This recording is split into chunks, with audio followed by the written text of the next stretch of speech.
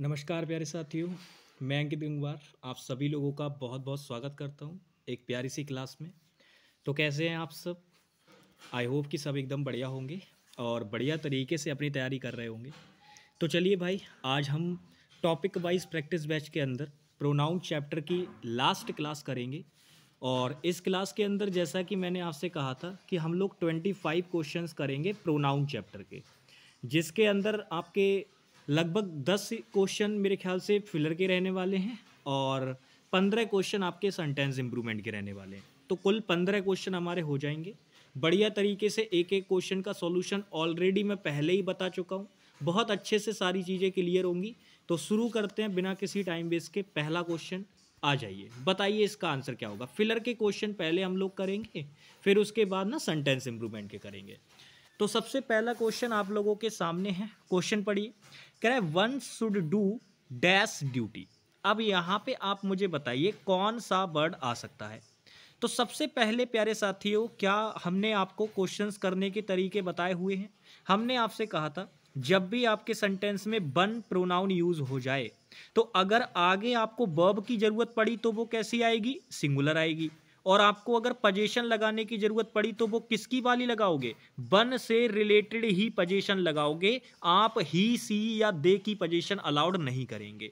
तो पजेशन आप किसकी लगाएंगे? वन की पजेशन लगाएंगे।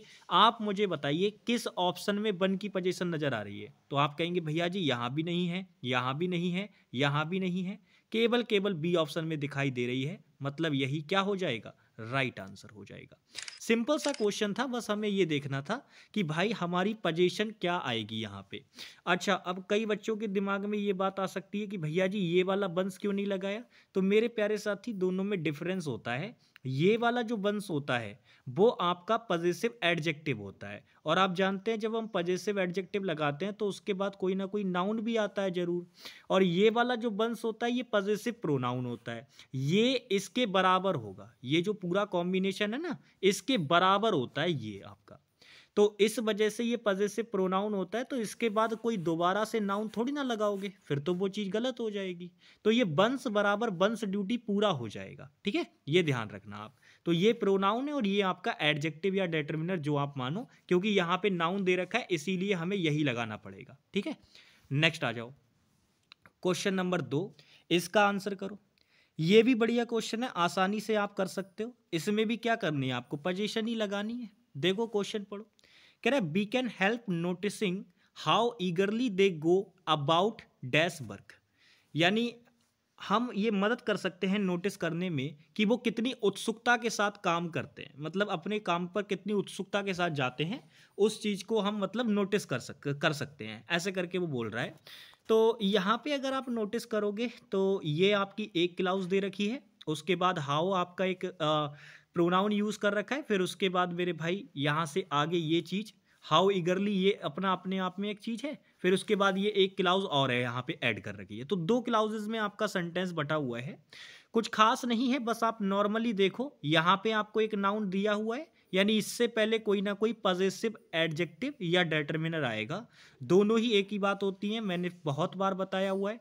मैं दोनों बातें इसीलिए साथ साथ कहते हुए चलता हूं। जो बच्चे इसको पजेसिव एडजेक्टिव मानते हैं वो एडजेक्टिव वाली बात ध्यान में रख लेंगे, और जो पजेसिव डेटर्मिनर मानते हैं वो डेटर्मिनर मान के अपनी बात दिमाग में रख लेंगे। ठीक है प्यारे साथी, तो आप मुझे बताइए, अब यहां से तो आपकी एक नई क्लास शुरू हो रही है ना, ये क्लाउज एक थी और ये इधर दूसरी है। तो इस क्लाउज का सब्जेक्ट आपका दे है, तो यानी कि ये जो वर्ब प्लूरल आई है वो इस दे के अकॉर्डिंग आई है। तो यानी कि जो आगे यहां पोजीशन आएगी वो भी तो इस दे के ही अकॉर्डिंग आएगी। अब दे के अकॉर्डिंग पोजीशन आएगी तो हमें चाहिए वो एडजेक्टिव। तो दे का पजेसिव एडजेक्टिव क्या होता है? तो आप कहेंगे भैया जी देयर होता है, यानी आंसर क्या हो जाएगा? सी वाला ऑप्शन। ठीक है ना। फिलर में जब भी क्वेश्चन पूछता है ना तो वो या तो रिलेटिव प्रोनाउन पे बेस्ड पूछेगा या फिर आपसे पूछेगा पजेसिव प्रोनाउन पे बेस्ड। पजेसिव प्रोनाउन या पजेसिव एडजेक्टिव, इन्हीं तीन चीजों से ज्यादा क्वेश्चन पूछता है। नेक्स्ट आ जाओ, क्वेश्चन नंबर 3, इसका आंसर करो क्या होगा। कह रहा है Birbal decided to go and see them. अब बताइए आंसर क्या होगा। देखो क्वेश्चन कह रहा है बीरबल ने डिसाइड किया जाने का और उन्हें देखने का। अब कैसे, क्यों डिसाइड किया, अब आप नोटिस करोगे तो सारे के सारे सेल्फ सेल्फ सेल्फ सेल्फ, क्या इन सभी ऑप्शन को देख के आपको कुछ समझ में आ रहा है? तो आप तुरंत बता देंगे जी भैया जी बिल्कुल समझ में आ रहा है। ये जो ऑप्शन हमें नजर आ रहे हैं ये दो तरीके के प्रोनाउन हो सकते हैं, या तो इंपैटिक प्रोनाउन ये हो सकते हैं आपके,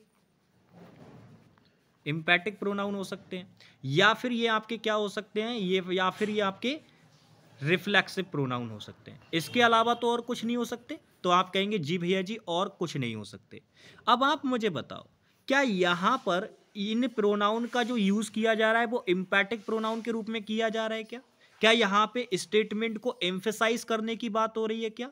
तो आप कहेंगे नहीं भैया जी, यहां पे ऐसे बोला जा रहा है कि बीरबल ने डिसाइड किया कि वो जाएंगे और खुद जाके देखेंगे, मतलब खुद जाके देखने की बात हो रही है, यानी हमें यहां बीरबल की रिफ्लेक्शन को यूज करना होगा।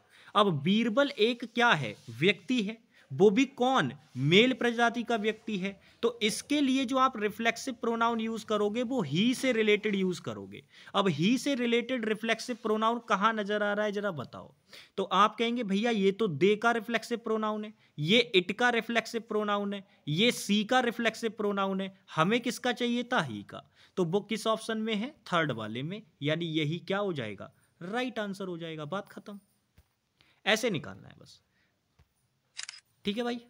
नेक्स्ट क्वेश्चन नंबर 4, देखो कहा था ना फिलर के अंदर इसी टाइप के क्वेश्चन बनते हैं। क्वेश्चन पढ़ो, कह रहा है I think I am the first person dash has asked for such a thing. कह रहा है आई थिंक, मुझे लगता है कि मैं पहला व्यक्ति हूं जिसने ऐसी चीज के बारे में पूछा।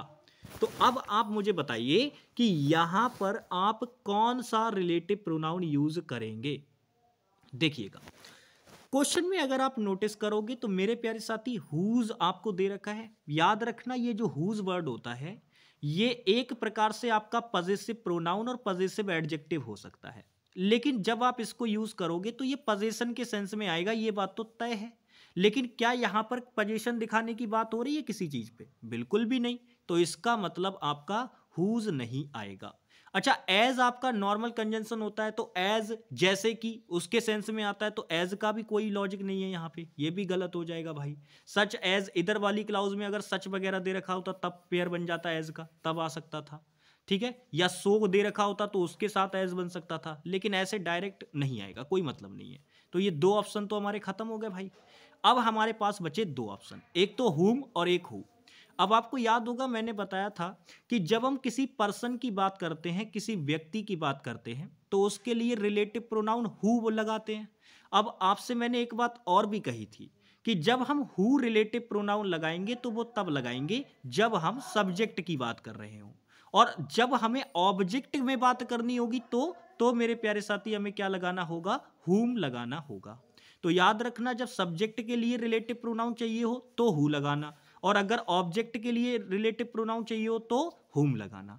अब आप यहाँ पे बताओ, आपने इतनी पूरी क्लाउज पढ़ी, I think I am the first person, अब उसके बाद आपको ये ब्लैंक दे रखा है, फिर आप मुझे बताओ ये वाला जो पार्ट है वो वर्ब वाला पार्ट है, ठीक है, और ये फॉर सच अ थिंग ये अपने आप में अदर चीजें दे रखी हैं इसके अंदर।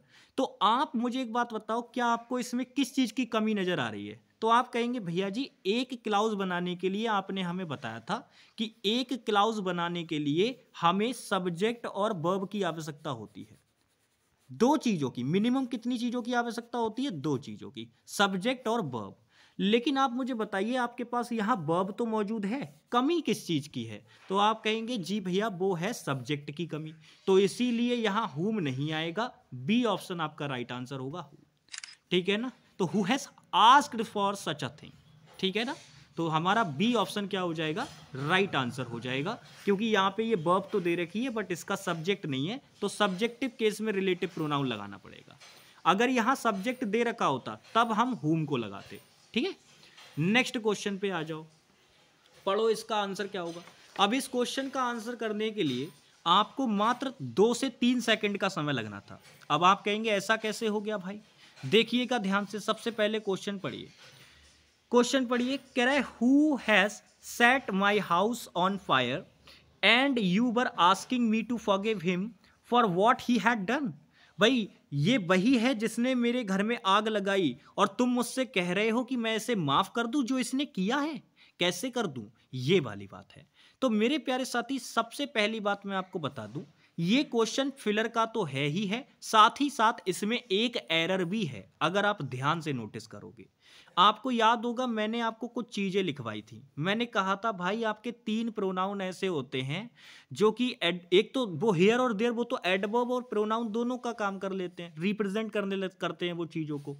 लेकिन अगर मैं एक चीज और बताऊं, तो मैंने आपको 3 प्रोनाउन गिनाए थे। मैंने एक गिनाया था आपको हेयर, एक गिनाया था मैंने आपको देयर, और एक गिनाया था मैंने आपको मेरे प्यारे साथी इट। और मैंने कहा था कि ये तीनों के तीनों चीजों को रिप्रेजेंट करने का काम करते हैं एक स्टेटमेंट के अंदर, यानी कि ये कहीं ना कहीं डमी सब्जेक्ट के रूप में भी काम करते हैं। आपको लगेगा कि ये सब्जेक्ट के रूप में काम कर रहे हैं उस जगह पे, बट असल में ये एक्चुअल सब्जेक्ट का काम नहीं करते। एक्चुअल सब्जेक्ट इनके बाद दे रखा होता है। तो ये होंगे, इनके बाद फिर एक वर्ब लगा रखी होगी, और फिर मेरे प्यारे साथी एक यहाँ पे ऑब्जेक्ट के रूप में जो लगा रखा होगा वो मेन सब्जेक्ट होगा, और वर्ब उसी के अकॉर्डिंग यहाँ पे लगाई जाती है। लेकिन इट के साथ ऐसा नहीं होता। ये हेयर और देयर के साथ ऐसा होता है, इट के साथ वर्ब इट के अकॉर्डिंग ही आती है। लेकिन हेयर और देयर में क्या होता है, जो वर्ब होती है वो इस ऑब्जेक्ट के अकॉर्डिंग आती है। तो ये दोनों चीजें आपको पता होनी चाहिए, क्योंकि कई बार बच्चा गड़बड़ कर देता है। ठीक है ना। जैसे मैं अगर यहाँ पे आपको एक बात लिख के दूं, मैंने लिखा देयर इज बॉयज बोलूंगा, तो सही होगा या गलत होगा? तो आप कहेंगे भैया जी ये तो गलत हो गया, क्योंकि देयर आपका सब्जेक्ट का भले ही आपको लग रहा है यहां काम कर रहा है, बट ये एक्चुअल सब्जेक्ट नहीं है। एक्चुअल सब्जेक्ट क्यों नहीं है? क्योंकि ये इसको रिप्रेजेंट कर रहा है बॉयज को। तो बॉयज यहां पे सब्जेक्ट है, और बॉयज के अकॉर्डिंग जब वर्ब आएगी तो इज नहीं आ रहेगा। समझ में आई बात? इसी प्रकार से अगर मैं ये लिख दूं इट, और फिर मैंने लिखा वॉज बॉयज, अब ये क्या गलत है क्या? तो अब इसको गलत मत करना, अब ये ठीक है मेरे भाई, इसको गलत करने की कोशिश मत करना, ये ठीक है लिखा हुआ। क्यों? क्योंकि इट भी रिप्रेजेंट करने का काम करता है वॉइस को, लेकिन इट वाले केस में ये आपका सब्जेक्ट रिप्रेजेंट कर रहा है इस चीज को, तो इसमें कोई दिक्कत नहीं है। वॉइस को रिप्रेजेंट करेगा तो वर्ब इसी के अकॉर्डिंग आ सकती है। लेकिन देयर जो ऐसा होता है कि हम जानते हैं ना कि इट सिंगुलर होता है, तो इट के हिसाब से वो चीज कर रही है उसको रिप्रेजेंट, तो वो ठीक है। लेकिन देयर में हम उसका सिंगुलर प्लूरल डिसाइड नहीं कर पाते, इसी वजह से वो आगे वाले को रिप्रेजेंट भी कर रहा होता है, तो उसी के अकॉर्डिंग वर्ब लग जाती है। लेकिन इट वाले में ऐसा नहीं होगा। यहां पे अगर आपने वॉज का बर कर दिया तो चीजें गलत हो जाएंगी भाई।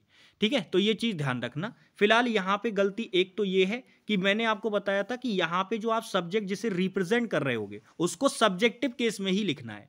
इट वॉज हिम या इट्स मी करके देगा, वो चीजें गलत हो जाएंगी। इट्स आई होना चाहिए या इट्स ही होना चाहिए। तो ये गलती आपको यहां पे सुधारनी है भाई, यहां ही होना चाहिए। और दूसरी चीज, अच्छा ये वो वाला है, हाँ, तो यहां पे ये है। और मैंने कहा था कि रिप्रेजेंटेटिव सब्जेक्ट अगर आप देखोगे तो ही तो होता ही नहीं है, ना सी होता है ना दे होता है, केवल केवल क्या होता है, इट होता है। तो आंसर आपका क्या हो जाएगा? थर्ड वाला ऑप्शन। तीन ही तो बताए थे आपको, हेयर देयर और इट, यही मिलेंगे आपको जब भी मिलेंगे रिप्रेजेंटेटिव काम करते हुए वहां पे। ठीक है, चलिए बहुत बढ़िया, नेक्स्ट आगे चलते हैं। नेक्स्ट क्वेश्चन नंबर 6, इसका आंसर करो भाई। बढ़िया क्वेश्चन है, सारे के सारी चीजें मैंने आपको पढ़ा रखी हैं। जब मैं एरर के क्वेश्चन करा रहा था उसमें मैंने सब करा रखा है। ये आपको क्वेश्चन पढ़ो, कह रहा है dash of the two boys was present at the school meeting so the principal was very angry with them. अब क्वेश्चन में अगर आप नोटिस करोगे तो मेरे प्यारे साथी, अगर मैंने बोथ लगा दिया तो ये दोनों लड़कों की बात करने लगेगा, और बोथ के अकॉर्डिंग जब बात दोनों लड़कों की हो जाएगी तो वो अपने आप में प्लूरल की तरह काम करने लग जाएगा। और अगर प्लूरल की तरह काम करने लग गया तो भाई वर्ब भी प्लूरल लगानी पड़ेगी, बट एग्जामिनर ने तो सिंगुलर लगा के दिए, इसका मतलब बोथ तो नहीं आ सकता। ठीक है ना।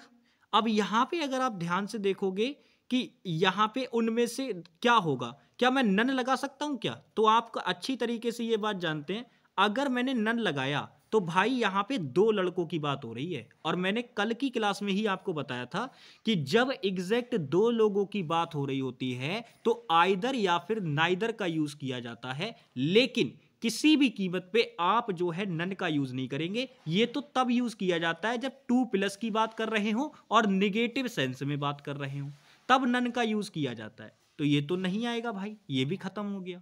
अब आइदर और नाइदर में से हम किसे चुने, क्योंकि दोनों ही सही हो सकते हैं। लेकिन गलती पता है क्या है, आप से मैंने क्या कहा, ये जो निगेटिव और पॉजिटिव वाली बात मैं कह रहा हूं, इसको भी समझ के चलिए। कई बार बच्चे गड़बड़ कर देंगे, अब ये क्वेश्चन में फंस जाओगे आप, क्योंकि यहां पे आइदर भी ठीक हो सकता है, नाइदर भी ठीक हो सकता है। क्योंकि आइदर का मतलब होता है दो में से एक।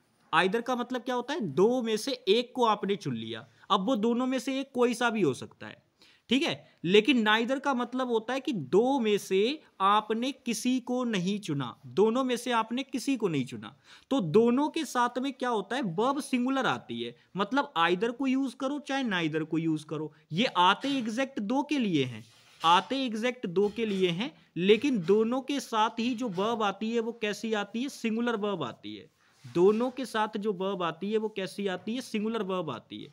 तो बच्चा कंफ्यूज हो जाता है। लेकिन मैंने क्या कहा आपको, क्या मैंने इनमें डिफरेंस नहीं बताया था, दोनों के अंदर बताया था ना कि जब दो में से आप एक की बात कर रहे हैं तो कर तो रहे हैं ना, एक की बात तो हो ही रही है। इसका मतलब ये तब आप यूज करेंगे, पॉजिटिव सेंस में यूज करेंगे। और जब दो में से किसी की भी बात नहीं करनी होगी तो वो कैसा सेंस हो जाएगा, निगेटिव सेंस हो जाएगा। तो आप अच्छी तरीके से समझ चुके हैं कि आइदर का मतलब होता है आपका पॉजिटिव सेंस में बात करना, ठीक है, और आपका नाइदर का मतलब होता है निगेटिव सेंस में बात करना, ठीक है भाई।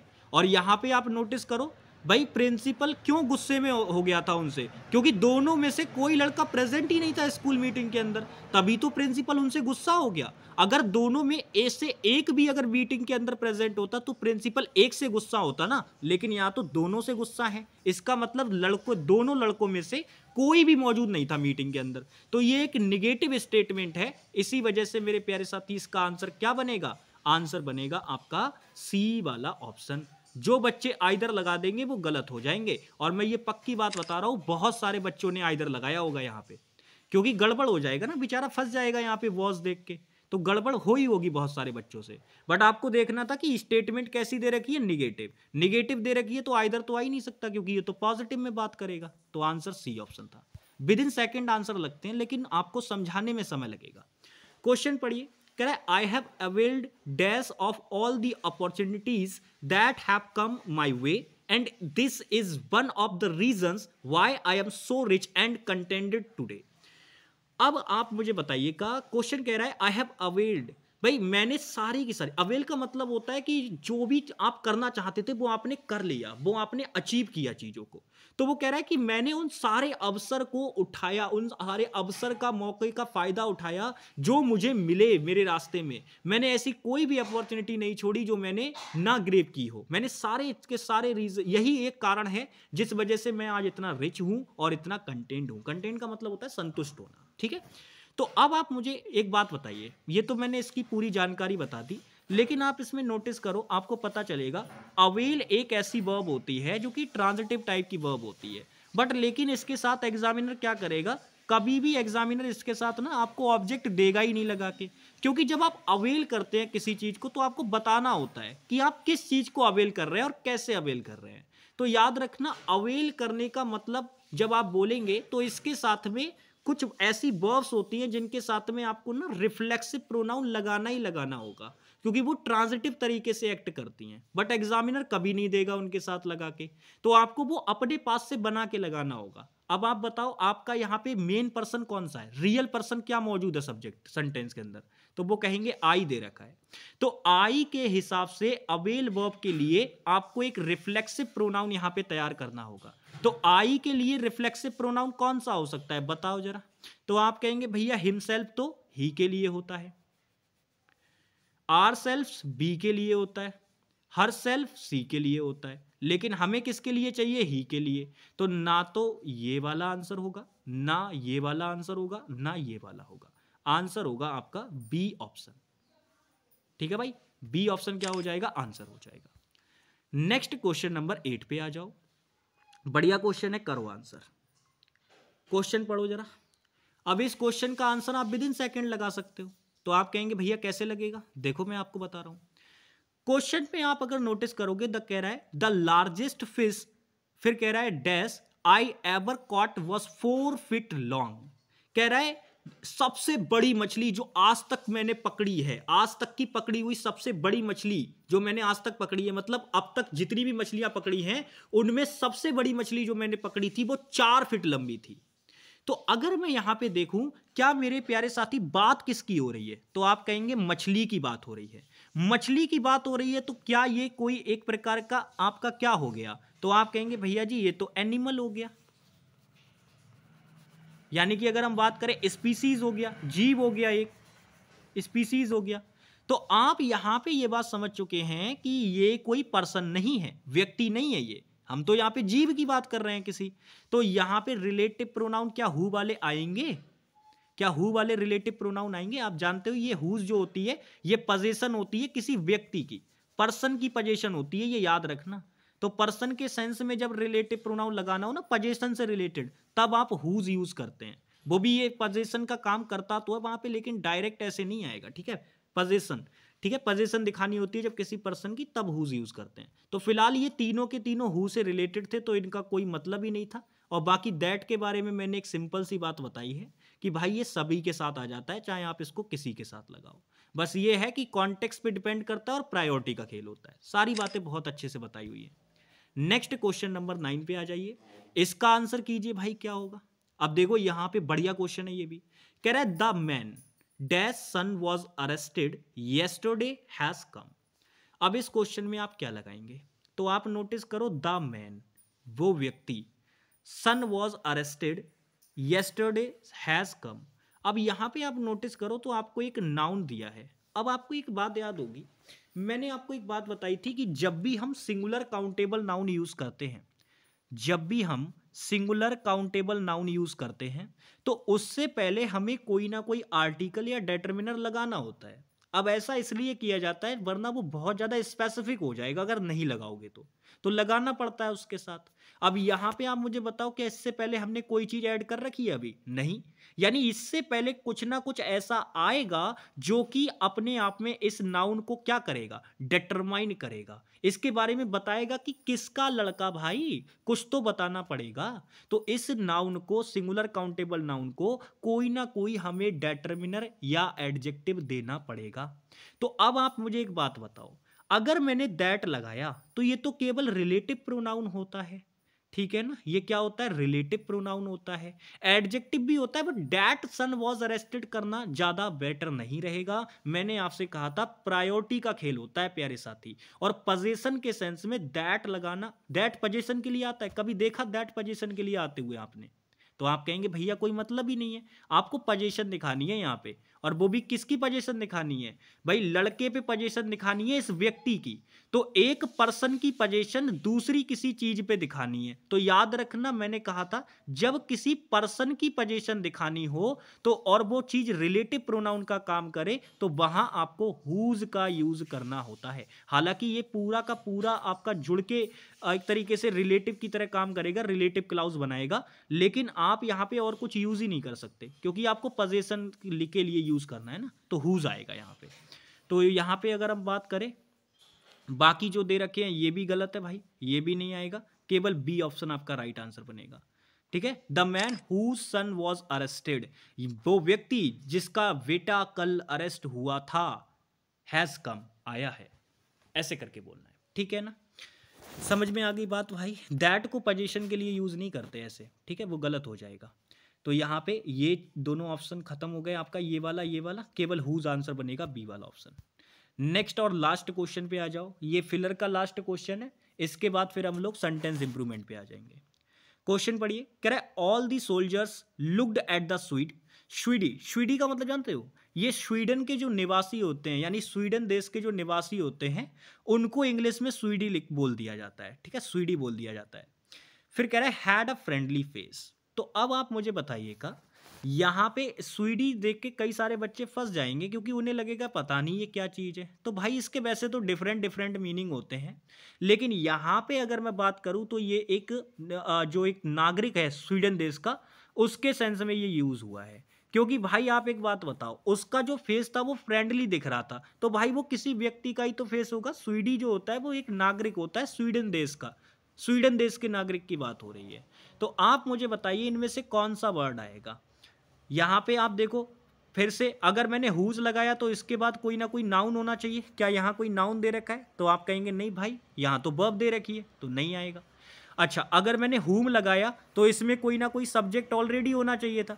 यहाँ पर वर्ब दे रखी है और ये उसका ऑब्जेक्ट दे रखा है, सब्जेक्ट नहीं दिया ना, इसका मतलब ये भी नहीं आ सकता। विच इसलिए नहीं आ सकता क्योंकि हम किसी चीज की बात नहीं कर रहे हैं। क्या हम किसी चीज की बात कर रहे हैं? क्या किसी पक्षी की बात कर रहे हैं? एनिमल की बात कर रहे हैं? नहीं ना, तो इसी वजह से विच भी नहीं आ सकता। आंसर जो बनेगा वो क्या बनेगा? सेकंड वाला ऑप्शन, हु बनेगा आपका राइट आंसर। ठीक है ना? तो क्या बोलेंगे? All the soldiers looked at the Swede who had a friendly face, ऐसे बोलेंगे। ठीक है भाई, आसानी से कर सकते हो। बस आप ये देखो सब्जेक्ट वर्ब है या नहीं है। अगर सब्जेक्ट की कमी है तो तुरंत रिलेटिव प्रोनाउन हु लगा दो जब पर्सन की बात हो रही हो, और अगर सब्जेक्ट दे रखा है तो हुम लगा दो।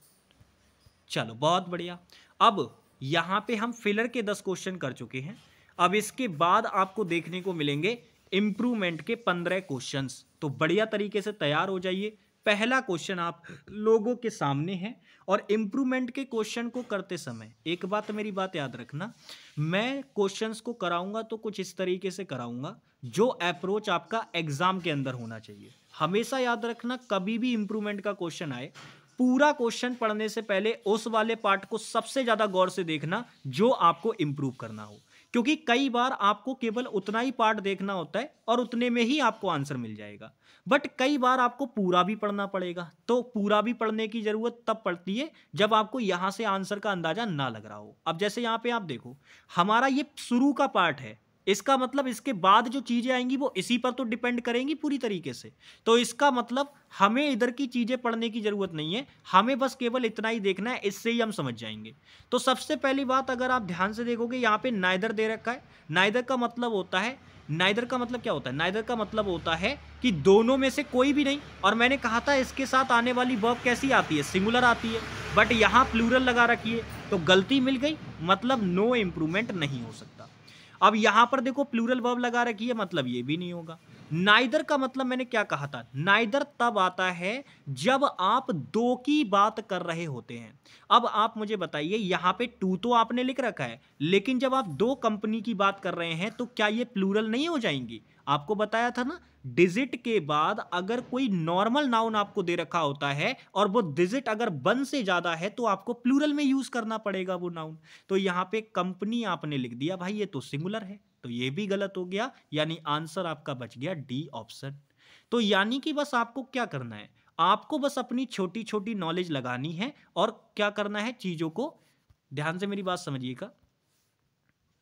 आपको बस एक काम करना है, आपको बस एक काम ये करना है, कभी भी सेंटेंस इंप्रूवमेंट का क्वेश्चन आए तो बस बेसिक बेसिक नॉलेज अपनी लगानी है और ऑप्शंस को एलिमिनेट करना है। ठीक है प्यारे साथी, चलिए बहुत बढ़िया। क्वेश्चन नंबर 2 पे आ जाइए।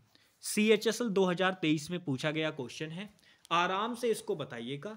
इंप्रूवमेंट वाले पार्ट को मैं क्या कर रहा हूं भाई, इंप्रूवमेंट वाले पार्ट को मैं ये कर दे रहा हूं ताकि आप इसको आसानी से कर पाए। ये लो भाई, ये मैंने कर दिया। बता दो जल्दी से आंसर क्या होगा। चलिए, ये वाला इंप्रूवमेंट करने वाला पार्ट है, बताइए जरा क्या आंसर होगा। जरा क्वेश्चन पढ़िए। कह रहे fashion is not something that exist in dresses only.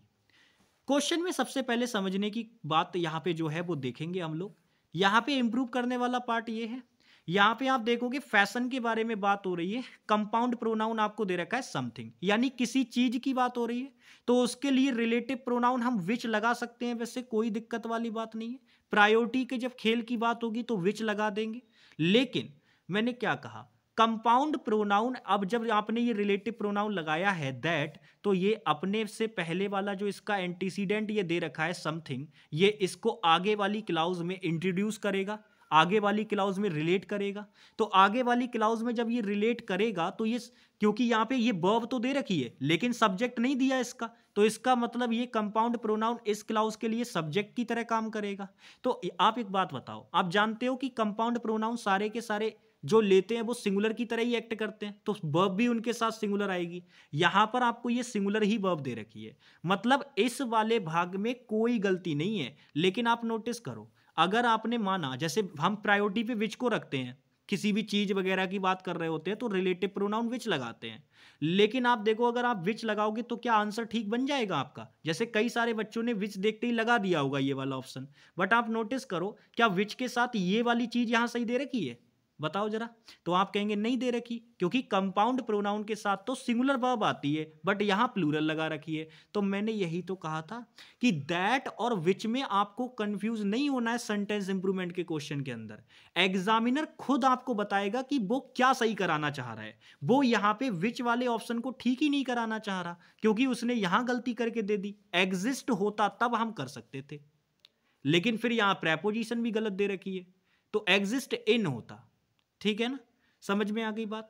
ये गलत हो गया। अब यहां पे देखो एग्जिस्टिंग कर दिया, भाई वर्ब वाला पार्ट गलत कर दोगे ऐसे तो, क्योंकि यहां पे इज एग्जिस्टिंग बोलते तो समझ में भी आता, लेकिन ये भी नहीं होगा। ठीक है ना, चूंकि एक फैक्ट बता रहे हैं तो फिर आप जानते हो फैक्ट वगैरह को दिखाने के लिए प्रेजेंट इंडेफिनिट टेंस आता है, तो ये भी नहीं होगा। अच्छा यहां प्लूरल वर्ब कर दी तो प्लूरल तो वैसे ही नहीं आएगी, हमें सिंगुलर वर्ब चाहिए। तो नो इंप्रूवमेंट पहले क्वेश्चन का आपका आंसर है, इसमें कोई इंप्रूवमेंट नहीं करना था। अगर आप जबरदस्ती इंप्रूव कर रहे हैं तो भाई चीजें गलत हो जाएंगी। बी ऑप्शन आपका आंसर होगा। नो इंप्रूवमेंट था ये क्वेश्चन, बट कई सारे बच्चों ने बेचारों ने फंस गए होंगे इधर उधर, एक तो ये विच में फंस गए होंगे और कई सारे बच्चे यहां इधर फंस गए होंगे। ठीक है, और जो बच्चों ने नो इंप्रूवमेंट लगाया होगा भाई वो कमाल है, बहुत बढ़िया। तो नेक्स्ट आ जाओ क्वेश्चन नंबर 3 पे। ये फेज का है जो 2022 में आपका एग्जाम हुआ था एसएससी फेज का, उसमें पूछा गया क्वेश्चन है। जरा आंसर कीजिए इसका क्या होगा। क्वेश्चन पढ़िए। क्वेश्चन कह रहा है in the introductory session the teacher asked me to what district I came from. Introductory session के दौरान टीचर ने मुझसे पूछा कि मैं किस जिले से आया, मैं किस जिले से आया हूं, ये मुझसे टीचर ने पूछा। तो मेरे प्यारे साथी इस क्वेश्चन में इंप्रूवमेंट वाला पार्ट ये है, आप अच्छी तरीके से जानते हैं व्हाट का मतलब होता है क्या, व्हाट मींस क्या, लेकिन क्या डिस्ट्रिक्ट नहीं, किस डिस्ट्रिक्ट से आया हूं। और मैंने आपको अभी पीछे वाले एक जो क्वेश्चन करा रहा था मैं पोजीशन का, उसमें मैंने आपको दो चीजें बताई थी। अब यहां पर भी आप दो चीजें याद रखिएगा, यहां पे आप दोनों को आसानी से रिलेट कर पाएंगे। देखो जब भी आपको पोजीशन की बात करनी हो किसी पर्सन से, पोजीशन या रिलेशन की जब आपको बात करनी हो किसी पर्सन के सेंस में, तो वो आप रिलेटिव प्रोनाउन मतलब रिलेटिव के तौर पे वहां पे काम भी कराना है आपको, दो क्लाउजेस को रिलेट करने के लिए काम भी करना है उस चीज को। तो जब पर्सन के सेंस में ऐसी चीज हो कि आपको रिलेट कराना हो या पोजीशन दिखानी हो और दो क्लाउजेस को वो रिलेट भी कर रहा हो, तो उस केस में आप हुज का यूज करेंगे। ठीक है, और इसके बाद कोई नाउन आएगा, सिंपल। और जब आपको किसी थिंग के सेंस में ऐसा कराना हो या किसी एनिमल वगैरह के सेंस में ऐसा कराना हो, तब उस सेंस में आप ऑफ विच या विच का यूज करते हैं। मतलब ये टू वॉट लगा रखा है ना, इसकी जगह पे ऑफ विच वो बोल सकते हैं। ठीक है, क्योंकि पोजीशन ऑफ विच से दिखाई जाती है, और फिर इसके बाद नाउन लगा देंगे। तो ये चीजें जो होती हैं ये आपको ध्यान रखना होता है। यहां पे फिलहाल अगर हम बात करें तो पर्सन की बात नहीं हो रही है, यहां बात हो रही है किसकी, थिंग की। तो इसी वजह से यहां आंसर में विच आएगा। टू विच डिस्ट्रिक्ट बोले क्या, to which district, ask me to which district I came from बोले, या विच डिस्ट्रिक्ट आई केम फ्रॉम ऐसे बोले, या व्हाट डिस्ट्रिक्ट बोले। बताइए क्या होगा राइट आंसर, क्या आप समझ पा रहे हैं इसका राइट आंसर? ठीक है ना, तो यहां पे जो आंसर बनेगा वो टू प्रेपो के साथ बनेगा, टू व्हाट नहीं, to which district I have come. ठीक है ना, आई केम फ्रॉम ये बोलेंगे। ए ऑप्शन आपका राइट आंसर होगा। ठीक है भाई, क्योंकि टू के बाद, अच्छा यहां पे आप एक चीज और भी लगा सकते थे। आप जानते हो कि टू के बाद आपको ऑब्जेक्टिव केस में चीजें बनानी होती हैं। ठीक है, हालांकि व्हाट दोनों में ही सेम रहता है, लेकिन टू व्हाट का कोई लॉजिक नहीं है यहाँ पे। ठीक है, समझ में आ गई बात? तो ए ऑप्शन इसका राइट आंसर होगा। विच डिस्ट्रिक्ट लगा दोगे तो गलत हो जाएगा, क्योंकि पोजीशन की बात हो रही है, आप नॉर्मल रिलेटिव प्रोनाउन नहीं लगा रहे, आप इसको पोजीशन के सेंस में लगा रहे हैं। तो प्रेपो के साथ में ये आता है। अब वो लॉजिक डिपेंड करता है कि प्रेपोजिशन किस सेंस में वहां पे यूज हुई है, क्योंकि आप जानते हो सभी वर्ड्स के साथ एक तरीके की प्रेपोजिशन तो नहीं आती, चेंज हो जाती है प्रेपोजिशन। तो कुछ जगह पे ऑफ विच लगाना पड़ता है, और कुछ जगह पे टू भी लगाना होता है, और कुछ जगह पे कुछ भी नहीं लगाना होता, नो प्रेपो। क्योंकि आप जानते हैं तीन तरीके के केस बनते हैं प्रेपोजिशन में। समझ में आ गई बात? तो इसी वजह से इस क्वेश्चन का आंसर क्या होगा, ए वाला ऑप्शन। क्या आंसर होगा भाई इस क्वेश्चन का, ए वाला ऑप्शन। नेक्स्ट आ जाओ, ये एमटीएस 2021 में पूछा गया क्वेश्चन है, करो जरा इसका आंसर। क्वेश्चन पढ़ो, कह रहा है he stood up from their chair to signal the end of the meeting. बताइए भाई, मतलब अपनी चेयर पे से वह उठ गया और ये सिग्नल था मीटिंग के एंड होने का। तो आप मुझे बताइएगा क्या आंसर होगा भाई। देखो, स्टूड अप, स्टैंड अप की सेकंड फॉर्म दे रखी है स्टूड अप, ठीक है भाई। तो ये यहां पे तक तो ठीक है सारी चीजें। फ्रॉम बोला देयर। अब आप एक बात बताओ, क्या आप यहां पे नहीं समझ पा रहे हो? ही के लिए अगर आपको पजेसिव प्रोनाउन या पजेसिव एडजेक्टिव जो भी चाहिए तो वो ही वाला आएगा ना, बट यहां पे किसका लगा रखा है? देयर वाला लगा रखा है। तो ये गलत हो गया, दे वाला लगा रखा है ना, तो हमें तो ही वाला चाहिए। अब चाहिए क्या वो देख लो। तो यहां पे चेयर आपको नाउन दे रखा है, नाउन से पहले आप क्या लगाएंगे? तो आप कहेंगे भाई पजेसिव एडजेक्टिव या डेटरमिनर, लेकिन पजेसिव प्रोनाउन नहीं लगाएंगे। बट आपकी जानकारी के लिए मैं एक बात बताना चाहूंगा, उसको ध्यान से समझ लेना। ये जो ही होता है ना, इसका पजेसिव प्रोनाउन की आप बात करें या पजेसिव एडजेक्टिव की बात करें, वो दोनों के दोनों चीजें सेम ही होती हैं, वो हिज ही रहेगा। चाहे आपको पजेसिव प्रोनाउन की जरूरत पड़े, चाहे पजेसिव एडजेक्टिव की जरूरत पड़े, उसको चेंज नहीं करना होता, वो हिज ही रहता है। अगर कभी आपको ये हिजिस करके दे दे ऐसे करके, तो मेरे प्यारे साथी ये गलत हो जाएगा, ठीक है। तो यहां पे अप फ्रॉम हिज चेयर होगा, यानी किस वाले पार्ट में आंसर है? फर्स्ट वाले पार्ट में, ठीक है ना। बाकी देखो यहां पे अपॉन कर दिया तो प्रेपो गलत कर दी, ठीक है। यहां पे अगर हम बात करें देर दे रखा है, ये भी गलत, ऊपर भी देर दे रखा था, नो इंप्रूवमेंट भी नहीं हुआ इसी वजह से, ठीक है भाई। चलो नेक्स्ट आ जाओ। ये क्वेश्चन नंबर 5 है, इसका आंसर कीजिए भाई। ये एमटीएस एग्जाम 2022 में पूछा गया है। क्वेश्चन पढ़ो, कह रहे suspend all the employees which has been coming late. सबसे पहली बात वही चीज, आप इस वाले पार्ट को देखकर गलती समझने की कोशिश करो। अगर नहीं समझ में आ रहा है तब आप देखो कि ये बीच वाला पार्ट है, मतलब हो सकता है कि चीजें इधर से संभल रही हो, क्योंकि इधर से समझेंगे तभी तो हम पता चलेगा कि क्या हो सकता है। अब हमने यहां पे देखा कि भाई एम्प्लॉयज की बात हो रही है, जाहिर सी बात है एम्प्लॉयज तो पर्सन ही होंगे, लोग ही होंगे। तो आप मुझे बताओ लोगों के लिए क्या रिलेटिव प्रोनाउन विच आ सकता है? तो आप कहेंगे नहीं आ सकता भैया, यानी कि गलत हो गया। क्या हम दैट रिलेटिव प्रोनाउन लगा सकते हैं? जी बिल्कुल लगा सकते हैं, क्योंकि हमने बताया था दैट रिलेटिव प्रोनाउन सभी के लिए आ जा सकता है। लेकिन दैट प्रोनाउन तो रिलेटिव प्रोनाउन तो सभी के लिए आ सकता है, लेकिन वॉज के साथ ये बीन कमिंग वाला लॉजिक भाई गलत हो गया, क्योंकि वॉज के साथ बीन लगाओगे तो इलॉजिकल चीज साउंड करने लगेगी ये तो भाई कोई मतलब ही नहीं है, फॉर्मेशन ही खत्म हो गया यहाँ पे मामला। तो ये दैट वाला ऑप्शन देखो ऐसे खत्म हो गया। क्यों? क्योंकि एग्जामिनर दैट वाला ऑप्शन ठीक ही नहीं कराना चाह रहा था आपसे, इसीलिए उसने दैट वाले ऑप्शन में क्या किया? अदर गलतियां बना के दी, ठीक है। तो ये चीज आपको भी ध्यान रखनी है। अब ये नो इंप्रूवमेंट भी नहीं हो सकता, क्योंकि ऊपर भी गलती दे रखी है।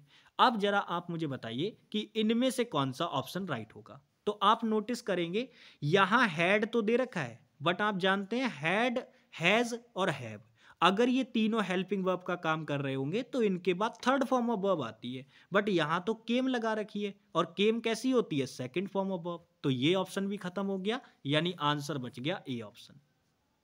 ए ऑप्शन हमारा क्या हो जाएगा? राइट आंसर हो जाएगा।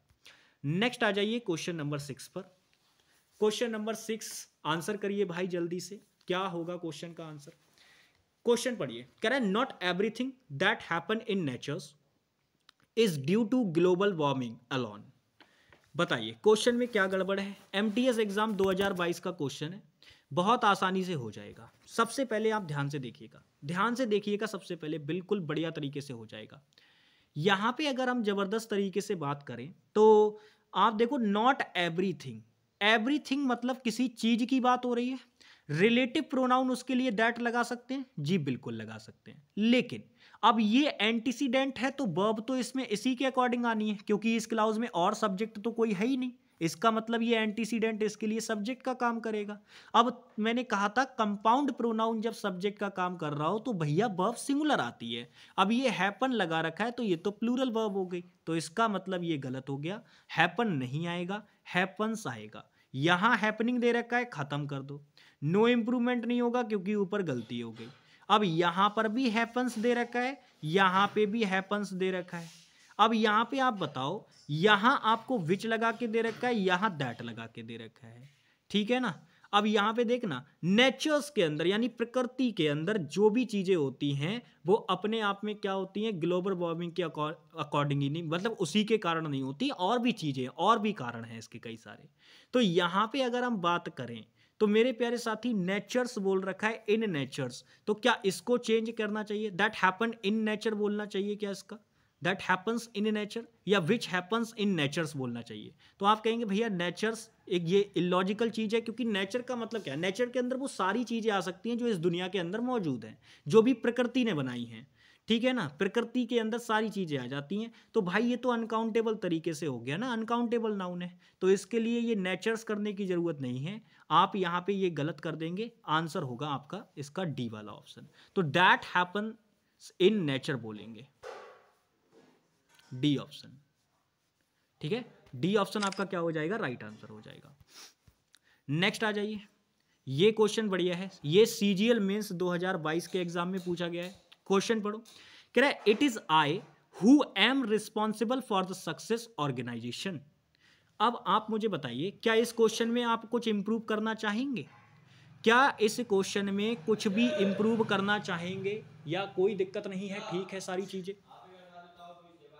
चलिए भाई, तो इस क्वेश्चन में अगर आप नोटिस करोगे तो आपको इसमें समझ में आएगा कि भाई इसमें कोई गड़बड़ है ही नहीं। आप नोटिस करो, देखो सबसे पहले आप देखो, कह रहा है इट इज आई, क्या ये फॉर्मेशन मैंने पीछे पढ़ाई हुई है आपको, तो आप कहेंगे भैया बहुत अच्छे से, आपने बताया था इट रिप्रेजेंटेटिव प्रोनाउन होता है, यानी कि वो एक तरीके से डमी सब्जेक्ट का यहाँ पे काम कर रहा है, एक्चुअल सब्जेक्ट नहीं है, वो बस केवल डमी बन के आया है। तो ये रिप्रेजेंट कर रहा है किसको, आई को, तो आई यहाँ पे मेन प्रोनाउन है, वैसे तो कायदे में देखा जाए आपका, इसको रिप्रेजेंट कर रहा है ये। और इज आपकी वर्ब जो आई है वो इट के अकॉर्डिंग ही आती है, मैंने आपको बताया था, लेकिन हेयर और देयर वाले केस में ऐसा नहीं होता, उसमें जो ये वाला सब्जेक्ट होता है इसके अकॉर्डिंग वर्ब आती है, लेकिन इट में इट के अकॉर्डिंग ही वर्ब आती है, ये ध्यान रखना। तो यहाँ पे इट इज आई, यहां मी कर रखा है, नहीं होगा, यहां मी कर रखा है, नहीं होगा। अब दूसरी गलती देखो क्या कर रखी है इन्होंने, आप मुझे बताओ ये जो आई है क्या वो एक पर्सन है, तो आप कहेंगे भैया बिल्कुल ये तो एक पर्सन है, आई क्या है, एक पर्सन है। अगर ये एक पर्सन आपको दे रखा है तो इसके लिए रिलेटिव प्रोनाउन क्या मैं कहीं से कहीं विच लगा सकता हूं, तो आप कहेंगे बिल्कुल नहीं लगा सकते, क्योंकि विच रिलेटिव प्रोनाउन थिंग्स के लिए आता है, चीजों के लिए आता है। तो यहां पर ये ऑप्शन भी खत्म हो गया, यानी आंसर आपका क्या बच गया, नो इंप्रूवमेंट। भाई कोई गलती ही नहीं है, सारी चीजें ठीक है, कोई गलती नहीं है इसके अंदर, ठीक है ना। आई पर्सन है अपने आप में, तो उसके लिए रिलेटिव प्रोनाउन तो हु वाला ही आएगा, बट यहाँ पे विच वाला दे रखा था, इसी वजह से नहीं आया। और इनमें ये गलती कर दी, इट्स मी कर दिया, और मैंने आपको बहुत अच्छे से बताया वो सब्जेक्ट को रिप्रेजेंट कर रहे होते हैं, तो ये जो आप लिखते हो ना इट्स मी अगर कर दोगे तो वो चीज गलत हो जाएगी, इट्स आई होता है। बोलने में लोग बोलते रहते हैं it's me who had done this, ये मैं हूं जो मैंने ये जिसने किया है वो मैं हूं, ऐसे करके बोलते हैं, तो वो इट्स मी बोलने में ठीक लगता है, बट अकॉर्डिंग टू ग्रामर वो चीज गलत हो जाती है। नेक्स्ट क्वेश्चन नंबर 8 पे आ जाइए, CHSL 2021 का क्वेश्चन है, पढ़िए भाई। कह रहा है we have finished our work for the day, so let be go home early today. भाई वो कह रहा है कि हमने जो है अपना काम फिनिश कर लिया है दिन के अंदर, फॉर द डे, मतलब हमने काम कर लिया है, पूरा जो दिन का था वो काम पूरा कर लिया है। So let we go home early today, क्या हम आज जल्दी घर जा सकते हैं। तो मेरे प्यारे साथी अब आप मुझे बताइए, क्या आपको यहाँ पे लेट वर्ब के बारे में जानकारी है, तो आप कहेंगे अरे भैया बिल्कुल है, CHSL मींस CHSL का क्वेश्चन है, पूछा हुआ 2021 में पूछा गया था प्री में। तो इस क्वेश्चन के अंदर अगर आप देखोगे तो आप इसको तभी ठीक कर सकते हो जब आपको लेट वर्ब की जानकारी हो। लेट वर्ब के बारे में मैं बस इतना बताना चाहूंगा, ये जो लेट वर्ब होती है ये इंपैरेटिव सेंटेंस बनाने के लिए आ जाती है, ठीक है, इंपैरेटिव सेंटेंस, ठीक है, और इंपैरेटिव सेंटेंस के सेंस में आती है, और लेट का मतलब होता है आपका, देखो इसके बाद में क्या होता है, इसके साथ कुछ चीजें होती हैं जो आपको ध्यान रखनी है। लेट जब भी आप वर्ब यूज करोगे तो याद रखना इसके तुरंत बाद इसका एक ये अपना ऑब्जेक्ट लेती है, ये तुरंत बाद अपने क्या लेगी, अपना ऑब्जेक्ट, और इसके बाद जो आप ये वर्ब लगाएंगे यहाँ पे वो आपकी हमेशा किस में होगी, वर्ब की फर्स्ट फॉर्म, जिसे आप बेस फॉर्म ऑफ वर्ब भी कहते हैं, ये आपकी होगी। तो याद रखना कभी भी लेट वर्ब आपकी आएगी तो उसके बाद जो आप यहां इसके तुरंत बाद जो चीज लगा रहे होंगे वो अपने आप में ऑब्जेक्टिव फॉर्म में होनी चाहिए, यानी ऑब्जेक्ट के रूप में होनी चाहिए। और वर्ब जो आप लगाएंगे वो क्या लगाएंगे इसके बाद, वर्ब की फर्स्ट फॉर्म। पैसिव बनाने के लिए बी प्लस थर्ड फॉर्म लगा लेंगे, वो चीजें अलग हैं, लेकिन आएगी जो वर्ब आएगी वो इसके तुरंत बाद जो वर्ब आएगी वो वर्ब की फर्स्ट फॉर्म ही होगी, यानी बेस फॉर्म होगी। तो आप जरा ये स्ट्रक्चर अप्लाई करके मुझे बताइए, लेट दे रखा है, क्या इसके बाद ऑब्जेक्ट केस में आना चाहिए, क्या दे रखा है, नहीं। वर्ब की फर्स्ट फॉर्म आनी चाहिए, दे रखी है, जी बिल्कुल दे रखी है, लेकिन गलती क्या कर दी, यहां बी सब्जेक्टिव केस में लगा के दे दिया। हमें किस केस में चाहिए था, ऑब्जेक्टिव केस में। तो लेट अस गो बोलना था, ना कि मेरे प्यारे साथी लेट बी गो। तो यहां पे गड़बड़ क्या हो गई, किस वाले पार्ट में गड़बड़ है भाई, तो आप देखोगे यहां पे आर भी नहीं होगा, आर्स भी नहीं होगा, अस होगा, अस किस वाले पार्ट में दे रखा है, केवल बी पार्ट में। तो बी पार्ट क्या हो जाएगा, आंसर हो जाएगा। नेक्स्ट आ जाओ भाई, ये सीजीएल मेंस 2020 का क्वेश्चन है। क्वेश्चन पढ़ो, कह रहा है there were 10 children in the class. देखो यहां पे आया, अब ये देयर क्या कर रहा है, ये देयर डिमॉन्स्ट्रेट कर रहा है इन 10 चिल्ड्रंस के बारे में, यानी इन 10 चिल्ड्रंस को ये बता रहा है, 10 चिल्ड्रन यानी जो 10 बच्चे हैं उनके बारे में बता रहा है, उनको डिमॉन्स्ट्रेट कर रहा है। तो यहां पे बर लगाया, अब ये बर आया वो किसके लिए आया, इस देयर के अकॉर्डिंग थोड़ी ना आया, क्योंकि ये तो सिंगुलर प्लूरल होता ही नहीं है इसका तो कुछ भी। तो यहां पर 10 चिल्ड्रन, क्योंकि हम प्लूरल सेंस में बात कर रहे हैं, तो इसकी अकॉर्डिंग ये वर्ब आई है यहां पे बर, तो ये ठीक है। तो कह रहा है there were 10 children in the class, यानी क्लास में 10 बच्चे थे। तो ये उसको क्या कर रहा है, डिमॉन्स्ट्रेट कर रहा है, उसको बता रहा है कि 10 बच्चे क्लास के अंदर थे। और कह रहा है 6 ऑफ, अब 6 ऑफ में से आप क्या बोलेंगे, 6 ऑफ, अब आप ध्यान से देखिएगा, 6 ऑफ, अब उनमें से आप क्या बोलेंगे, क्या आप हुम बोलेंगे, 6 ऑफ यानी उनमें से 6, 6 ऑफ विच वॉज क्राइंग बोलेंगे, या हुम वर क्राइंग बोलेंगे, हु वॉज क्राइंग बोलेंगे, या हुज आर क्राइंग बोलेंगे। अब ध्यान से देखिएगा, मैंने कहा था हुज आप लगाएंगे तो वो पर्सन की पोजीशन के सेंस में होता है, बट यहां पर तो कोई ऐसी चीज ही नहीं है जिस पे पोजीशन दिखाई जा रही हो, नहीं होगा। यहां पर अगर हम देखें विच तो बिल्कुल नहीं आ सकता, क्योंकि भाई चिल्ड्रन बच्चों की बात हो रही है, तो ये तो पर्सन के सेंस में आ गए।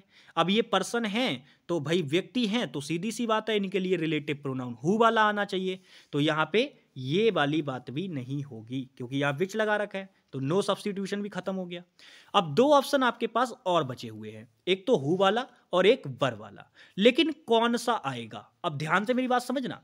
कई सारे बच्चों को ये लग रहा होगा कि यार मैं क्या कर रहा हूं, यहां पे मैं हु वो लगा दे रहा, मैं यहां पे हुज लगा देता हूं हु, लेकिन अगर हु लगा दोगे तो क्या गलत नहीं हो जाएगी बात। आप नोटिस करो, इस वाली क्लाउज में यहां एग्जामिनर ने 6 लगा दिया। अब 6 एक डिजिट है जो कि अपने आप में किसका काम कर लेगी, एक तरीके से जो आपके न्यूमेरल नाउन होते हैं, जो कि आप जानते हो वो आपके सीधे सीधे प्रोनाउन का भी काम कर लेते हैं, वो तो प्रोनाउन और एडजेक्टिव दोनों के रूप में काम कर लेते हैं। तो अब यहां पे ये प्रोनाउन का काम कर रहा है, तो भाई ये प्रोनाउन के रूप में काम कर रहा है, तो 6 का मतलब ये है कि प्लूरल सेंस में आप बात कर रहे हो। तो 6 में से कुछ बताना चाह रहा है वो, तो 6 ऑफ हुम, उनमें से 6 की वो बात कर रहा है। तो मेरे प्यारे साथी वॉज तो आप लगा ही नहीं सकते, क्योंकि ये तो सिंगुलर दिखाएगा, लेकिन हम बता रहे हैं कि उनमें से 6 की बात हो रही है, तो भाई वो तो प्लूरल सेंस में आएगा ना, और जब प्लूरल सेंस में बात होगी तो वर्ब भी तो प्लूरल आएगी, लेकिन यहां तो सिंगुलर लगा रखी है, तो हुम वर बोलना पड़ेगा, यानी आंसर क्या होगा, ए वाला ऑप्शन। अब ये क्वेश्चन बढ़िया था, इसीलिए सीजीएल मेंस में पूछा गया था, बढ़िया लेवल का क्वेश्चन था, कई सारे बच्चे यहां पे ये वाला लगाते, लेकिन वो गलत हो जाएगा सीधे सीधे 6 की वजह से, इसकी अकॉर्डिंग प्लूरल वर्ब आएगी, और बच्चों की बात हो रही है तो यहाँ पे हु से रिलेटेड प्रोनाउन भी आएगा। अगर हाँ यहाँ पे अगर हुम की जगह यहाँ पर भी हु आर कर देता, तब तो भाई फिर तो पूरी मामला गलत हो जाता। हालांकि यहाँ पे हुम आना जरूरी था, क्योंकि ऑफ प्रेपो दे रखी है, प्रेपो के बाद उसका ऑब्जेक्ट आता है। ठीक है भाई, नेक्स्ट क्वेश्चन पे आ जाओ। सीपीओ मेंस 2021 का क्वेश्चन है, क्वेश्चन पढ़ो। कह रहा है they who wants to play should leave the class. भाई वो जो खेलना चाहते हैं क्लास छोड़ के जा सकते हैं। अब आप मुझे बताइएगा, यहां पर दे है, एक प्रोनाउन दे रखा है, हु रिलेटिव प्रोनाउन दे रखा है, तो हु के लिए ये जो दे है एंटीसीडेंट का काम करेगा, और ये एंटीसीडेंट क्या करेगा, आगे वाली क्लाउज के लिए सब्जेक्ट का काम करेगा, अगर वर्ब को सब्जेक्ट की नीड होगी, ऑब्जेक्ट की नीड होगी तो ऑब्जेक्ट की तरीके से काम करने लग जाएगा। बट लेकिन आप यहां पे ये देखो, ये आपका रिलेटिव प्रोनाउन जो हु दे रखा है, ये सीधे सीधे बता रहा है कि यहां पे वांट्स वर्ब दे रखी है और आगे की चीजें दे रखी हैं फिर वो आपको। तो यहां पे वर्ब तो है लेकिन सब्जेक्ट नहीं है। मतलब ये हु रिलेटिव प्रोनाउन ये बताना चाह रहा है कि आप जो ये दे यूज कर रहे हैं वो सब्जेक्टिव केस में ही रहेगा और वो अपने आप में इस क्लाउज के लिए सब्जेक्ट का काम करेगा, क्योंकि सब्जेक्ट की जरूरत है उसको। तो सब्जेक्ट की जरूरत है तो सबसे इंपॉर्टेंट बेसिक वाला बात भाई, जब ये प्लूरल है और एंटीसीडेंट प्लूरल हो गया तो क्या इसके अकॉर्डिंग आने वाली वर्ब जो है वो प्लूरल नहीं आएगी। तो दे हु वांट होगा ना कि वांट्स। तो गलत क्या हो गया भाई, यहां पे वांट्स कर रखा है, सिंगुलर वर्ब लगा रखी है जो कि गलत हो गया। अब यहां पे भी वांट्स कर रखा है, ये भी गलत हो गया। यहां पर भी वांट्स लगा रखा है, ये भी गलत हो गया। यहां नो सब्स्टिट्यूशन है, ऊपर गलती दे रखी है तो ये भी नहीं होगा। अब यहां पे देखो, हम यहां पे दे हु वांट भी बोल सकते थे कि मतलब वे जो खेलना चाहते हैं, और दोज हु वांट ये भी हम बोल सकते हैं, इसका मतलब हो जाएगा वो जो खेलना चाहते हैं। ठीक है ना। अब ये दे और दो में, दोज में क्या मतलब है। देखो दोज अपने आप में क्या होता है, आपको याद होगा मैंने आपको बताया था डिमॉन्स्ट्रेटिव प्रोनाउन के बारे में। तो जैसे दिस दैट दीज दोज होता है, तो वैसे ही यहां पे ये दोज लगा रखा है, ये डिमॉन्स्ट्रेट कर रहा है उन लोगों को जो खेलना चाहते हैं, तो उनकी ओर संकेत कर रहा है वो जो खेलना चाहते हैं वो क्लास छोड़ सकते हैं। तो नॉर्मली पर्सनल प्रोनाउन लगाने का यहां कोई लॉजिक बन नहीं रहा है, इसी वजह से एग्जामिनर ने ये सारी चीजें गलत करा दी और दोज रिलेटिव आपका क्या डिमॉन्स्ट्रेटिव प्रोनाउन लगवाया आपसे यहां पे। तो आंसर क्या हो जाएगा, पहले वाला ऑप्शन।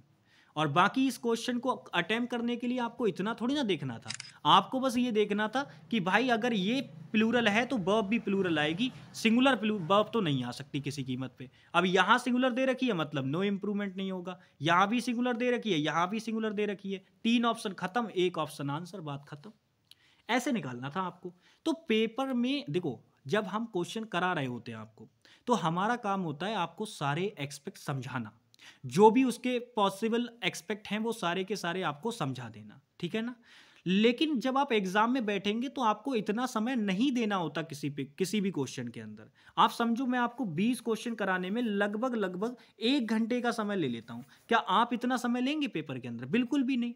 आपको ये 25 क्वेश्चन करने के लिए हद है, अगर आप मेरे भाई 10 मिनट से ज्यादा लें तो बहुत बड़ी बात है। 10 मिनट ये वो टाइम बता रहा हूं जो मेरे ख्याल से एक आइडियल समय होता है इंग्लिश का पेपर सॉल्व करने के लिए, 10 मिनट। और इससे कम में ही हो जाएगा, बल्कि अगर बढ़िया आपकी प्रैक्टिस हो रखी है तो। समझ पा रहे हो?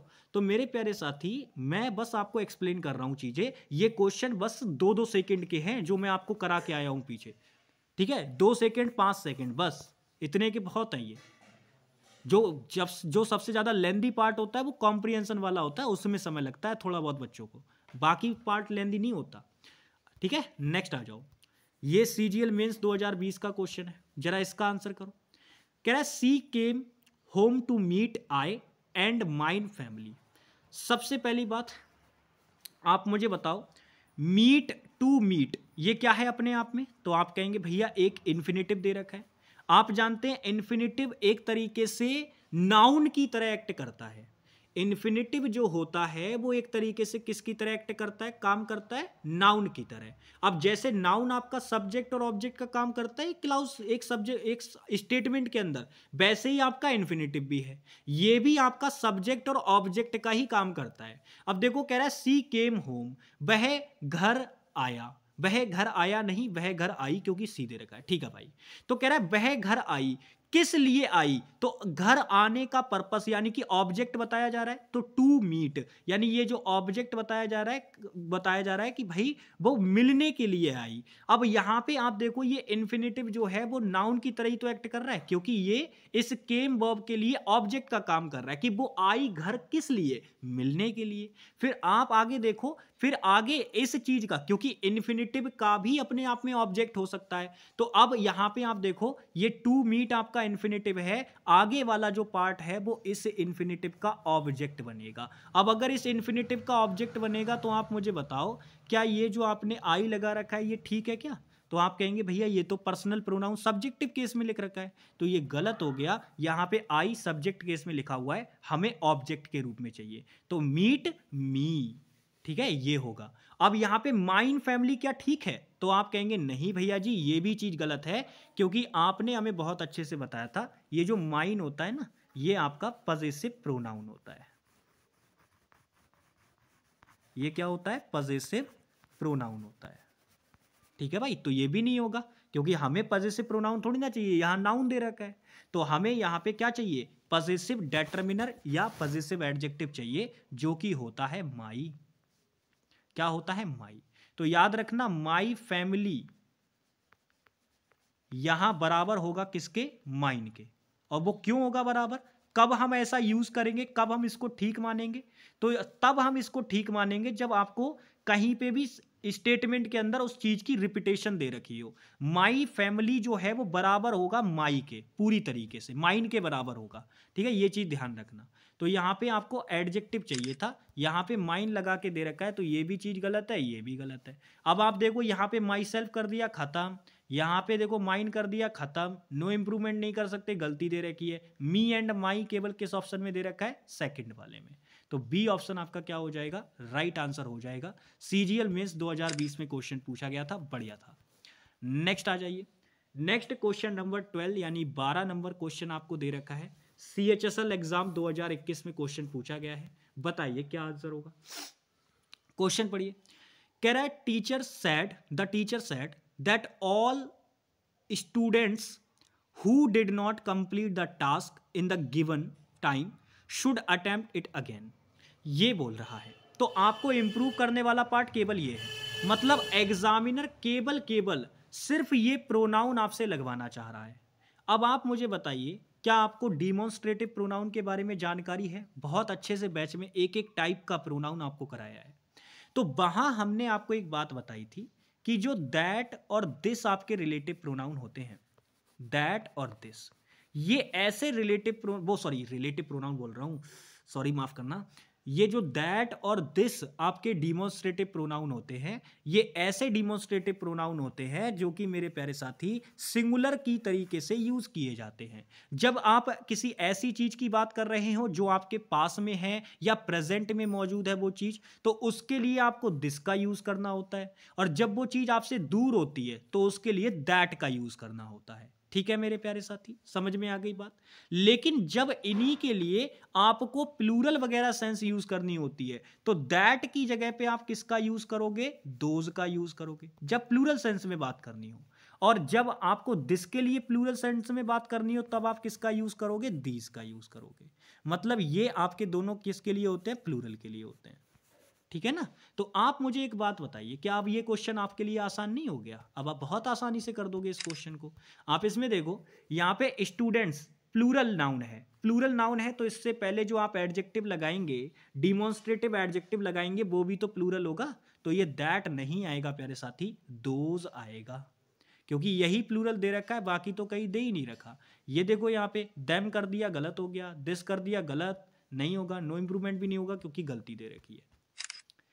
चलिए बहुत बढ़िया। क्वेश्चन नंबर 13 सीएचएसएल एग्जाम 2019 में पूछा गया है, करो आंसर। कह रहा है those who have not received the invitation he should leave. तो क्वेश्चन कह रहा है कि भाई जिन्हें इनविटेशन नहीं मिला है, यानी डिमॉन्स्ट्रेट किया जा रहा है उन लोगों को, तो दोज लगाया है, बिल्कुल ठीक है। कह रहा है those who have not received the invitation he should leave, उन्हें जाना चाहिए। तो मेरे प्यारे साथी, सबसे पहले जो मैं चीज आपसे पूछना चाह रहा हूं, ये वाला आपका इंप्रूवमेंट करने वाला भाग है। आप मुझे एक बात बताइए, जब यहां दोज जिसे आप डिमॉन्स्ट्रेट कर रहे हैं, उन्हीं लोगों को आप यहां पे जाने के लिए भी बोल रहे हैं, तो आप तो ये जानते हैं ना कि ये जो दोज होता है ये प्लूरल के लिए आता है। जब आप प्लूरल सेंस में किन्हीं लोगों की बात कर रहे होंगे तो उस सेंस में ये आएगा। और हालांकि दोज कह के बोल रहे हैं, इसका मतलब वो पास नहीं है, वो दूर हैं आपसे, दूर के सेंस में बात हो रही है। तो यहाँ पे दोज आपने लगाया हुआ है, तो ये प्लूरल की तरह काम करता है। अभी पीछे वाले क्वेश्चन में मैंने बताया था। तो भाई इनके लिए ही आप बात कर रहे हो और इन्हीं से आप कह रहे हो कि उन्हें जाना चाहिए। तो भाई आप यहाँ सिंगुलर सेंस में कैसे आपने प्रोनाउन लगा दिया? इसके अकॉर्डिंग ही तो यहाँ प्रोनाउन आएगा। तो ये ही नहीं आएगा, दे आएगा।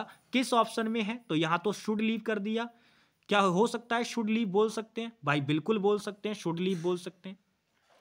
ठीक है ना? Those who have not received the invitation should leave, बिल्कुल बोल सकते हैं भाई। क्या यहां पे अगर मैं बात करूं ही शुड बी लीविंग बोलना चाहिए? नहीं। दे शुड लीव ऐसे बोल सकते हैं क्या? देखो यहां पे अगर हम बात करें तो हमने ऑलरेडी यहां पे ये रिलेटिव प्रोनाउन लगाया हुआ है। अब ये रिलेटिव प्रोनाउन लगाया हुआ है तो देखो ये रिलेटिव प्रोनाउन के साथ वाली क्लाउज हो गई और इसके साथ एक ये नई क्लाउज आपकी और हो गई। तो मेरे प्यारे साथी जैसे ही आप ये हु रिलेटिव प्रोनाउन लगाओगे, ये जो एंटीसीडेंट आपका दोष दे रखा है ये तुरंत ही इस वाली क्लाउज के लिए भी काम करेगा और इसके साथ आगे वाली आप जो भी क्लाउजेस लगाएंगे, चाहे 3 क्लाउज लगाए चाहे 4 क्लाउज लगाएं, वो सभी के लिए काम करेगा बराबर। समझ पा रहे हो ना? तो आपको यहां पे अलग से प्रोनाउन लगाने की जरूरत नहीं है, आप इसको स्किप कर देंगे। लगा देंगे तो वो चीज रिडंडेंट हो जाएगी, जरूरी नहीं है। तो यहां दोज लगा दिया है, ये इसके लिए भी एंटीसीडेंट का काम करेगा यानी सब्जेक्ट के रूप में काम करेगा और आगे वाली की क्लाउज के लिए भी सब्जेक्ट का काम कर जाएगा क्योंकि रिलेटिव प्रोनाउन हु है। ठीक है ना? समझ में आ गई बात? तो मेरे प्यारे साथी आपको जबरदस्ती में कोई भी प्रोनाउन लगाने की जरूरत नहीं है। आपका ये क्वेश्चन का आंसर जो बनेगा वो डी ऑप्शन बनेगा, शुड लीव। बट कई सारे बच्चे, मैं फिर वही बता रहा हूं, कई सारे बच्चों ने जो गलती की होगी वो तुरंत इस वाले पे चले गए होंगे। भाई गलत हो जाएगा तुरंत लगाते ही। समझ में आ गई बात? तुरंत गलत हो जाएगा, डी ऑप्शन आंसर है। नेक्स्ट आ जाओ क्वेश्चन नंबर 14 पे। क्वेश्चन पढ़ो, कह रहा है it's always advisable put your car into neutral gear, ठीक है, when you stop at a traffic signal. तो आप मुझे बताइएगा, ये आपका इंप्रूवमेंट करने वाला भाग है, इसमें आपको क्या समझ में आ रहा है? तो आप अगर नोटिस करोगे इट्स ऑलवेज एडवाइजेबल, पहले तो आप मुझे बताइए क्या ये वाला इट्स यहां पे आएगा? तो आप जानते हैं कि ये वाला इट्स जो होता है ये पजेसिव एडजेक्टिव होता है। अब अगर ये पजेसिव एडजेक्टिव होता है तो इसके बाद तो कोई नाउन होना चाहिए था। क्या दे रखा है यहाँ पे? नहीं दे रखा। तो नहीं दे रखा तो भाई ये वाला तो आ ही नहीं सकता ना, और ये वाला नहीं आ सकता मतलब गलती हो गई, और गलती हो गई तो नो इंप्रूवमेंट आंसर नहीं हो सकता। अब बताइए कि इनमें से कौन सा होगा? तो अभी मैंने आपको बताया कि आप किसी कीमत पे ये वाला तो लगा ही नहीं सकते क्योंकि ये तो पजेसिव एडजेक्टिव है या डेटर्मिनर आप बोल लो, तो इसके बाद तो आपको वो लगाना पड़ेगा ना, नाउन लगाना पड़ेगा। तो मेरे प्यारे साथी ये वाली बात भी नहीं होगी, गलत हो गए, 2 ऑप्शन खत्म। अब यहां पे देखो कह रहा है it is always advisable for putting, नहीं मेरे प्यारे साथी फॉर पुटिंग नहीं होगा, आपको बोलना होगा it is always advisable to put. क्या एडवाइजेबल है? टू पुट योर कार, अपनी कार को रखना किसमें? न्यूट्रल गियर में। तो फॉर पुटिंग नहीं होगा मेरे प्यारे साथी, it's always advisable to put. अब यहां पे कई बच्चे इट इज समझ लेंगे, तो मेरे प्यारे साथी क्या मैंने आपको इस वाले इट्स के बारे में जानकारी नहीं दी थी? मैंने बताया था कि ये प्रोनाउन और हेल्पिंग वर्ब का कॉम्बिनेशन होता है, इसके अंदर इट इज भी इंक्लूड होता है, इसके अंदर इट वॉज भी इंक्लूड होता है और इसके अंदर इट हैज भी इंक्लूड होता है। ये कितने अच्छे से सारी चीजें बताई हुई हैं, तो वो कंफ्यूज नहीं होना है। हालांकि आंसर डी वाला भी नहीं होगा, फॉर पुटिंग का कोई मतलब नहीं है, यहाँ पे आंसर बनेगा बी वाला पार्ट। बी वाला पार्ट आपका क्या बनेगा? यहाँ आंसर बनेगा। ठीक है भाई, तो ये चीजें आपको अच्छे से पता होनी चाहिए। ये अंतिम प्रश्न है भाई, आपका आज का अंतिम प्रश्न है और ये प्रोनाउन चैप्टर का भी अंतिम प्रश्न है, करिए इसको आंसर। क्वेश्चन पढ़िए, कह रहा है he brought the sweets for you and I. देखो स्वीट्स का मतलब है कि विभिन्न विभिन्न प्रकार की मिठाइयां लाया है, तो उस सेंस में अगर सीधे सीधे बोलेगा ब्रिंग स्वीट फॉर मी तो केवल मिठाइयां हो गई नॉर्मल। लेकिन अगर आपने देखो स्वीट वैसे तो अनकाउंटेबल सेंस में भी होता है, लेकिन मैंने क्या कहा, जब आप डिफरेंट डिफरेंट सेंस में फूड हो गया या फिर आपका स्वीट हो गया, इनको डिफरेंट डिफरेंट सेंस में यूज करते हो ना तरह तरह के, तो उस केस में ये प्लूरल एक तरीके से आपका किस होता है, काउंटेबल सेंस में भी यूज हो जाते हैं। फिर ये तो आपका यहाँ पे स्वीट्स कर रखा है, ये बिल्कुल ठीक है, और इससे पहले दीज लगा रखा है तो ये काउंटेबल सेंस में है। तो ही ब्रॉट दीज स्वीट, उसने ये मिठाइयां जो खरीदी हैं, ये लड्डू खरीदे, ये रसगुल्ले खरीदे, ये बर्फी खरीदी, तो अब ये 3 प्रकार की मिठाइयां हो गई ना, लेकिन है तो स्वीट ही, तो ये काउंटेबल सेंस में 1 प्रकार की मिठाई, 2 प्रकार की, 3 प्रकार की, तो उनको स्वीट्स बोल दिया जाएगा, बिल्कुल ठीक है। लेकिन अगर केवल आपके सामने लड्डू ही रखे हुए हैं और आपसे कह दिया जाए कि अब बताओ, तो मेरे प्यारे साथी भले ही चाहे उसमें 4-5 लड्डू रख रखे हों या पूरे के पूरे 1 किलो 2 किलो लड्डू रख रखे हों, लेकिन फिर भी आप उनको किसी भी कीमत पे स्वीट्स नहीं बोलेंगे, आप बोलेंगे हैव स्वीट, लीजिए स्वीट लीजिए, ऐसे बोलेंगे। लेकिन स्वीट्स नहीं कर सकते फिर उसको, क्योंकि वहां वो एक ही तरीके की मिठाई है, बस उसके पीसेस रखे हुए हैं आपके सामने बहुत सारे। समझ में आ गई बात? तो ये चीज है। फिलहाल यहां पे स्वीट्स बिल्कुल ठीक है, लेकिन फॉर यू एंड आई नहीं होगा, क्योंकि फॉर आपकी प्रेपो होती है और प्रेपो के बाद उसका ऑब्जेक्ट आता है। तो मेरे प्यारे साथी, यू सब्जेक्ट ऑब्जेक्ट दोनों में सेम रहता है, तो कोई दिक्कत नहीं है। एंड कंजंक्शन है, दोनों तरफ सेम सेम चीजें होनी चाहिए, तो आई नहीं होगा, मी होगा। आई नहीं होगा, मी होगा। किस ऑप्शन में नजर आ रहा है भाई? तो आप कहेंगे यहां नजर नहीं आ रहा, यहां नजर नहीं आ रहा, नो इंप्रूवमेंट तो होगा नहीं क्योंकि ऊपर गलत हो रखा है। यहां पे आई नजर आ रहा है, गलत हो गया। यू एंड मी दिखाई देना चाहिए था, केवल एक ही ऑप्शन में है डी, तो यही क्या हो जाएगा? राइट आंसर हो जाएगा।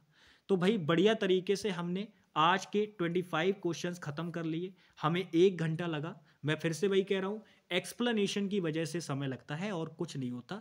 अगर इसी चीज में एक्सप्लेनेशन को बिल्कुल नुल कर दिया जाए तो आप ये मान के चलिए यही 25 क्वेश्चन, यही 20 क्वेश्चन आपके 15 मिनट 10 मिनट में भी खत्म हो सकते हैं, लेकिन उससे क्या फायदा है? ठीक है, टॉपिक वाइज प्रैक्टिस बैच को टॉपिक वाइज प्रैक्टिस बैच के ही हिसाब से करना चाहिए। ठीक है, तो मिलते हैं आप लोगों से नेक्स्ट क्लास में। और नेक्स्ट क्लास आप जानते हैं भाई, क्योंकि आज हमने ये चैप्टर खत्म कर लिया है, अब एक नया चैप्टर हम लोग टॉपिक वाइज प्रैक्टिस बैच के अंदर लेके आएंगे। 100 बेहतरीन क्वेश्चन उस चैप्टर के आपके सामने होंगे, लेकिन उससे पहले आपको एक दिन के लिए रिवीजन करने के लिए मिलेगा। तो मेरे प्यारे साथी, कल की आपकी छुट्टी, बढ़िया तरीके से रिवीजन करना, और फिर नेक्स्ट डे आपको नेक्स्ट चैप्टर की क्लास मिलेगी। मैं ऑलरेडी आपको इन्फॉर्म कर दूंगा, ठीक है, शाम वगैरह को इन्फॉर्म कर दूंगा शाम को आपको कि किस चैप्टर के बारे में हम लोग डिस्कस करेंगे। ठीक है भाई, चलिए तो मिलते हैं आप लोगों से नेक्स्ट क्लास में। तब तक के लिए बाय बाय, टेक केयर, जय हिंद प्यारे भाई।